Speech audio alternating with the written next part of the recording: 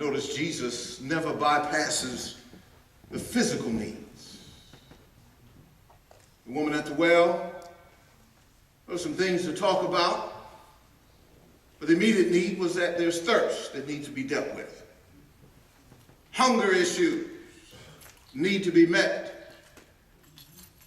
We have to have compassion. I'm wondering today,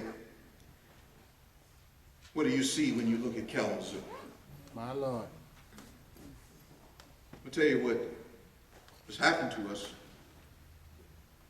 We move to judgment first. Help us, Jesus. Help us, Lord. Don't look at them. Look at them. Can you believe that? Help us, Jesus. The Bible says when Jesus looked at the multitudes, he was moved with compassion. My God. He saw them as sheep having no shepherd. The multitudes followed him. That's the context of the feeding of the 4,000 and 5,000. He had so much compassion, he refused to send them away, lest they starve on the way. My Lord.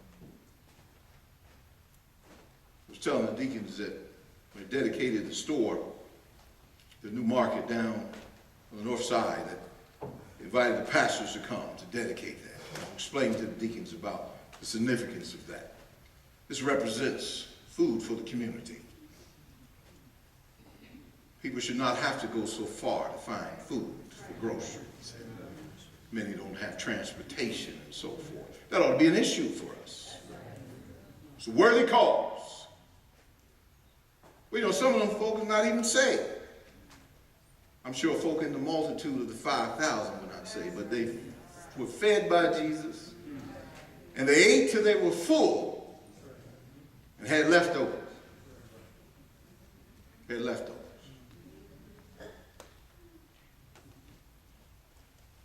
Have you lost your compassion?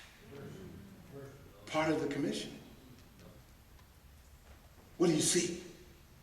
My God. When you look at the multitudes? As a church, have we been moved to do anything? Or are we caught up in the labels? We can't become social gospel. No. You go, you heal the sick. You cleanse the leper. Raise the dead. Compassion. My God. And finally, not only do we see the command of the commission and the community of the commission, the communication of the commission, the compassion of the commission, but also the compensation of the commission. Verse 8 says, heal the sick, cleanse the lepers, raise the dead, cast out devils, freely ye have received, freely give. Provide neither gold, nor silver, nor brass in your purses, nor scrip for your journey, neither two coats, neither shoes, nor yet staves, for the workman is worthy of his meat. Now he says, freely you have received this, so freely give it. I'm sending you out without charge. So you don't charge. Don't you charge?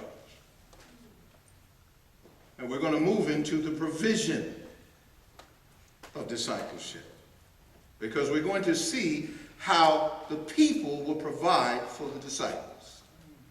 They went house to house. Notice he says, don't charge, but you're worthy to receive. The workman is always worthy to receive, but not to charge. I submit to you that that has not changed.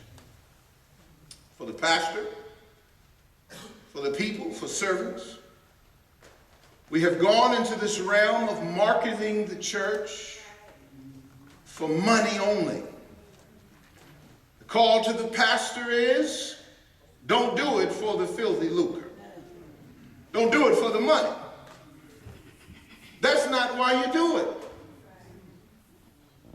You do it for free.